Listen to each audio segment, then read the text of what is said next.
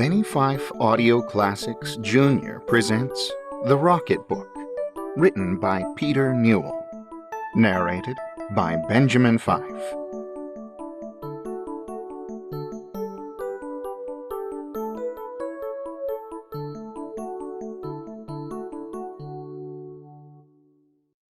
The Basement. When Fritz, the janitor's bad kid, went snooping in the basement, he found a rocket snugly hid beneath the window casement. He struck a match with one fell swoop, then on the concrete kneeling, he lit the rocket and whoop! It shot up through the ceiling. First flat. The Steiners on the floor above of breakfast were partaking. Crash came the rocket unannounced, and set them all a-quaking. It smote a catsup bottle fair, and bang, the thing exploded. And now these people all declare the catsup flask was loaded. Second flat. Before the fire old Grandpa Hop dozed in his armchair big, when from the trunk the rocket burst, and carried off his wig. It passed so near his ancient head, he roused up with a start, and turning to his grandson said, "You fellows think you're smart." Third flat. Algernon Brackett, somewhat rash, had blown a monster bubble, when, there came a blinding flash, precipitating trouble. But Algy turned in mild disgust, and called to Mama Brackett, "Say, did you hear that bubble bust? It made an awful racket." Fourth flat.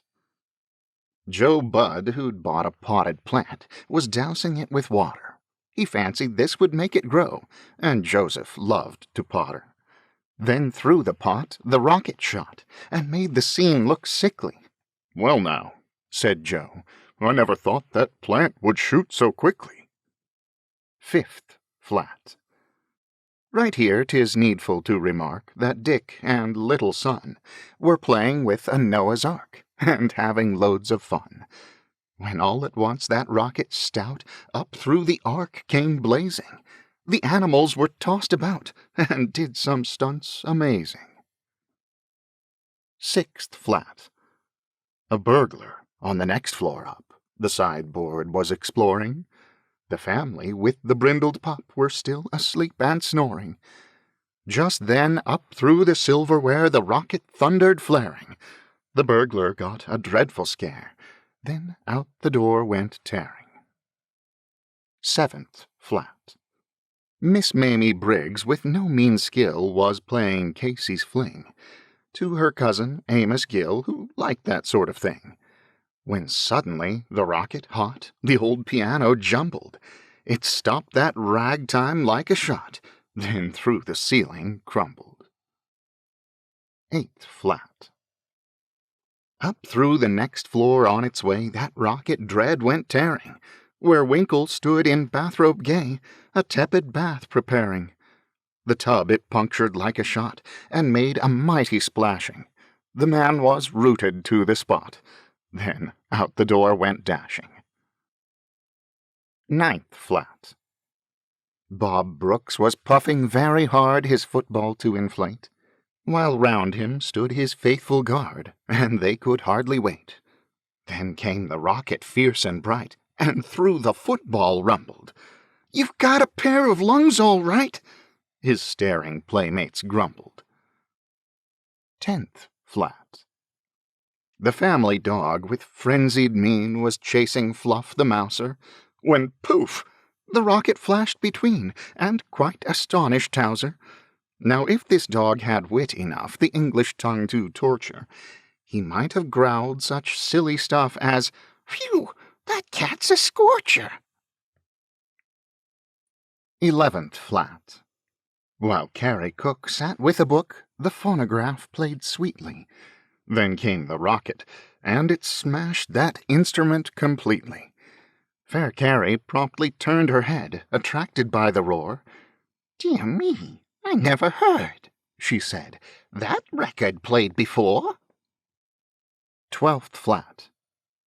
DeVere was searching for a match to light a cigarette, but failed to find one with dispatch, which threw him in a pet.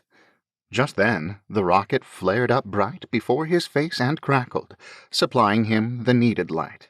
"Thanks awfully," he cackled. 13th flat. Home from the shop came Maud's new hat, a hat of monstrous size.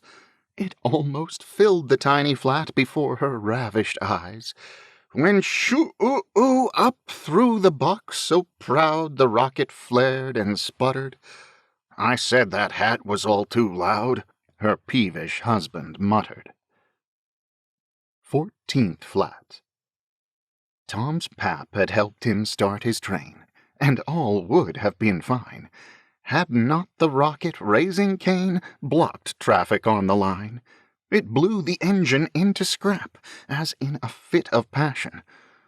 "Who would have thought that toy," said Pap, "would blow up in such fashion?" 15th flat. Orlando Pease, quite at his ease, the Morning Star was reading. "My dear," he said to Mrs. Pease, "here's a report worth heeding." The rocket then, in wanton sport, flashed through the printed pages. The lady gasped, "A wild report!" then swooned by easy stages. 16th flat. Doc Danby was a stupid guy, so lest he sleep too late, he placed a tattoo clock nearby to waken him at 8. But, the rocket smote that clock and smashed its way clean through it. "You have a fine alarm," said Doc, "but say, you overdo it." 17th flat. A penny liner, Abram Stout, was writing a description. The flame shot up, he pounded out, then threw a mild conniption. For through his Flemington there shied a rocket hot and mystic. "I didn't mean to be," he cried, "so deuced realistic." 18th flat. Gus Gummer long had set his head upon some strange invention. "Be careful, Gus," his good wife said. "It might explode, I mention." Just then the pesky rocket flared and wrecked that Yankee notion. "I feared as much," his wife declared, then fainted from emotion. 19th flat. While Bert was on his hobby horse and riding it like mad, the rocket on its fiery course upset the startled lad. The frightened pony plunged a lot, like fury playing tag. "Whoa, Spot," said Bert. "Who would have thought you such a fiery nag?" 20th flat.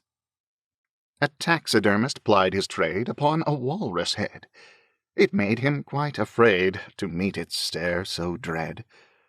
When suddenly the rocket bright flared up and then was off. "Oh, Minnie!" cried the man in fright. "Just hear that walrus cough!" Top flat. Oh, it was just a splendid flight, that rocket's wild career. But to an end it came all right, and you shall straightway hear. It plunged into a can of cream that Billy Bunk was freezing, and froze quite stiff, as it would seem, and so subsided, wheezing. This has been The Rocket Book, written by Peter Newell, published in 1912. Brought to you by Benny Fife Audio Classics Jr., narrated by Benjamin Fife.